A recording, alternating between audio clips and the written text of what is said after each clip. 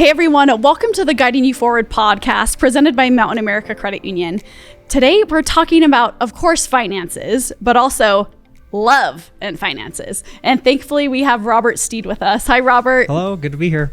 So when it comes to talking about money, I just think about my own experience, right? My husband and I got married maybe a little bit later in life. So we had our full-time jobs, we had our own income, we had our own bills, right? So we got married and we're like, oh, no. Like, your money is not my money. Your money is your money. My money is my money. Okay. I'll take care of these bills. You take care of those bills. Yeah. Do not ask any other questions. Okay. Right? Okay.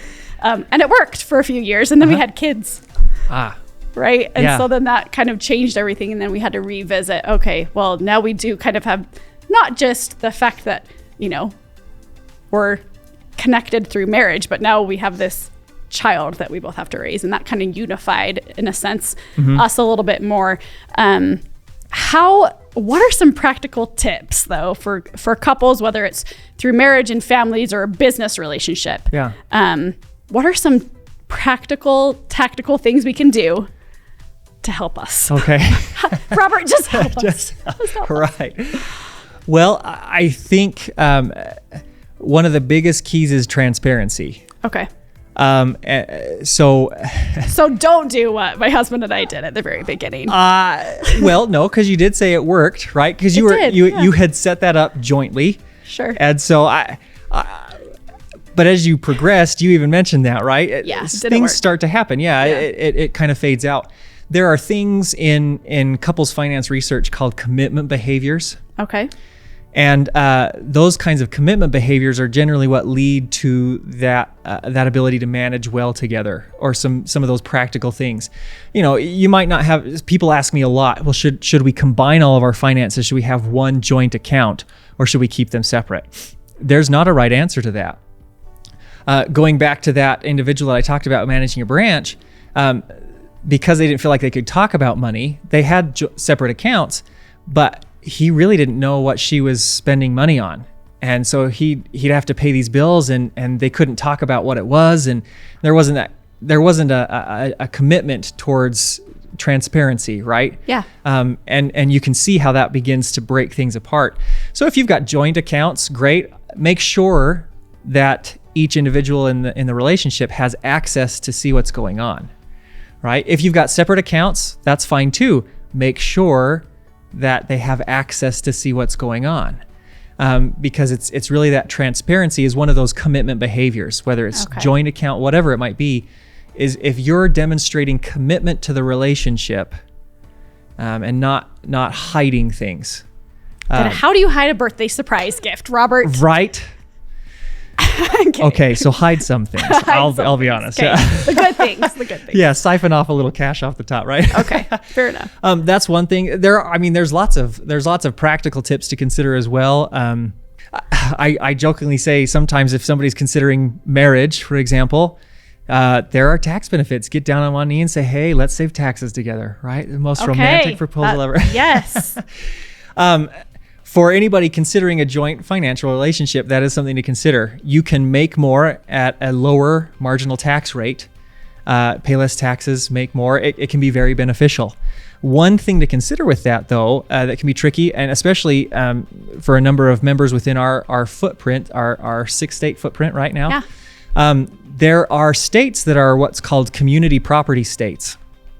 And what that means is any property acquired during marriage, and sometimes even retroactively once the marriage is finalized legally, become community property, which means by default, if one spouse passes away, the other spouse gets everything.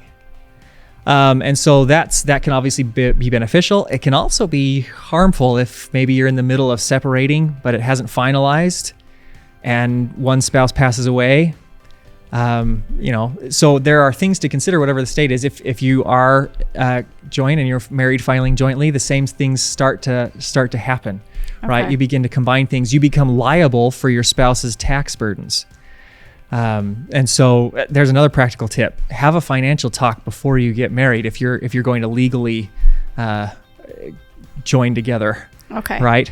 ask some of those questions. There is some tax relief. It's called an innocent spouse relief.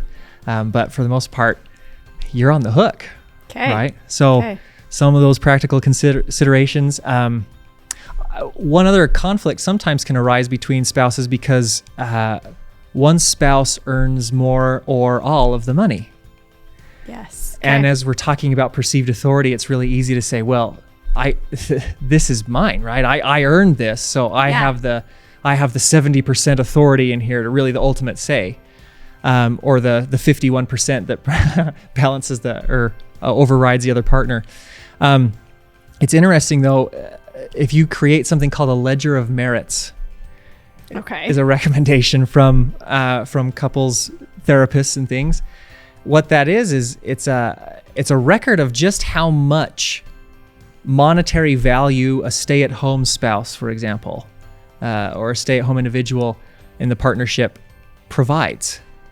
Having recently looked at this in 2020 numbers, it's on the equivalent on average of about $64,000 salary. Yeah. Everything that a stay-at-home individual does for a family. Good grief. Yeah. So again, understanding some of those balances can be really important to making sure that there's an equal footing in a financial relationship. Well, there's the weighted authority. Yeah. I mean, good grief. Now they're making more than the person out working. No, I'm kidding. Well, in some cases, maybe, yeah. That's interesting. Okay. So we want to be transparent. We want to make sure that we understand really what each of us is contributing, whether that comes down to dollars or not. I mean, it eventually would.